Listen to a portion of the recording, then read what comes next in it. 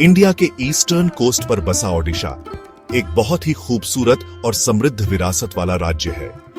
ये एक ऐसी जगह है जहां पुराने रीति रिवाज आज के समय के साथ चलते हैं। ओडिशा का दिल समुद्र की लहरों के साथ धड़कता है और पुरानी कहानियों की गूंज से भरा है। जैसे ही आप इस खूबसूरत जगह पर कदम रखते हैं, आपको एक गर्मजोशी और पुराने समय में वापस जाने का एहसास होता है। हवा में धूप और मंदिरों की घंटियों की खुशबू होती है। ओडिशा एक ऐसा अनुभव है जो आपके जाने के बाद भी आपके साथ रहता है। भारत की आत्मा कहे जाने वाला ओडिशा इतिहास, संस्कृति और प्राकृतिक सुंदरता के रंगीन धागों से बुनी हुई एक खूबसूरत तस्वीर है। इंडिया के ईस्टर्न कोस्ट पर बसा ये मनमोहक राज्य अपने प्राचीन मंदिरों, साफ सुथरे समुद्र तटों और गर्मजोशी भरे स्वागत से यात्रियों को अपनी ओर आकर्षित करता है। ओडिशा का जादू आपको एक ऐसे युग में ले जाता है जहां समय रुक सा जाता है। ओडिशा कई तरह के लोगों का घर है, जहां हर समुदाय राज्य की सांस्कृतिक समृद्धि में अपना योगदान देता है। ओडिशा के लोग अपनी गर्मजोशी और कलात्मक कौशल के लिए जाने जाते हैं। इस राज्य का इतिहास बहुत समृद्ध है, जहां कई राजवंशों ने राज किया है और अपनी कला, वास्तुकला और परंपराओं की छाप छोड़ी है। ये जगह प्राकृतिक संसाधनों से भी भरपूर है, हरे भरे मैदानों से लेकर खनिजों से भरपूर पहाड़ियों तक। ओडिशा की आधिकारिक भाषा ओडिया है, एक मीठी और गीत जैसी भाषा जो यहाँ के लोगों के कोमल स्वभाव को दर्शाती है। ओडिया साहित्य अपनी गहराई और काव्यात्मक सुंदरता के लिए प्रसिद्ध है। 46 मिलियन से ज्यादा की आबादी वाला ओडिशा संस्कृतियों और परंपराओं का संगम है। राज्य की अर्थव्यवस्था ज्यादातर खेती पर निर्भर करती है, जिसमें चावल मुख्य फसल है। हालांकि खनन और निर्माण जैसे उद्योग भी तेजी से बढ़ रहे हैं। भुवनेश्वर, जो राजधानी है, इसे भारत का मंदिरों का शहर कहा जाता है। इस प्राचीन शहर में 700 से ज्यादा मंदिर हैं। हर एक मंदिर ओडिशा के गौरवशाली अतीत का प्रमाण है। भुवनेश्वर की गलियों में घूमना मानो समय में वापस जाने जैसा है।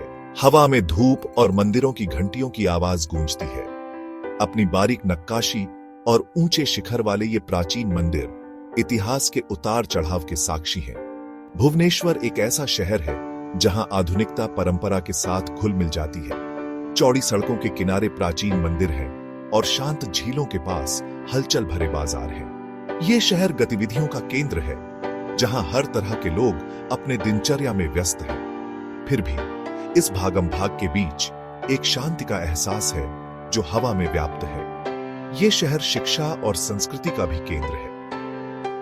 यहाँ कई विश्वविद्यालय और संस्थान हैं जो देश भर से छात्रों को आकर्षित करते हैं। शहर के कई संग्रहालय और कला दीर्घाएं ओडिशा की समृद्ध सांस्कृतिक विरासत को प्रदर्शित करते हैं। भुवनेश्वर एक ऐसा शहर है जिसमें सभी के लिए कुछ न कुछ है। ओडिशा वास्तुकला के अजूबों का खजाना है। कोणार्क सूर्य मंदिर, जो यूनेस्को विश्व धरोहर स्थल है, कलिंग वास्तुकला की एक उत्कृष्ट कृति है। 13वीं शताब्दी का यह मंदिर एक रथ के आकार में बनाया गया है, जिसके 12 जोड़ी पहिए हैं और 7 घोड़े उसे खींच रहे हैं, जो सूर्य देव के रथ का प्रतीक है।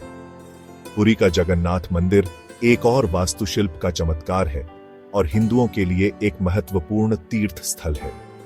यह मंदिर भगवान विष्णु के अवतार भगवान जगन्नाथ को समर्पित है। वार्षिक रथ यात्रा उत्सव, जहां देवताओं को एक भव्य जुलूस में निकाला जाता है, देखने लायक होता है। अपने मंदिरों के अलावा ओडिशा प्राकृतिक सुंदरता से भी भरपूर है। चिल्का झील, एशिया की सबसे बड़ी खारे पानी की झील, पक्षी प्रेमियों के लिए स्वर्ग है।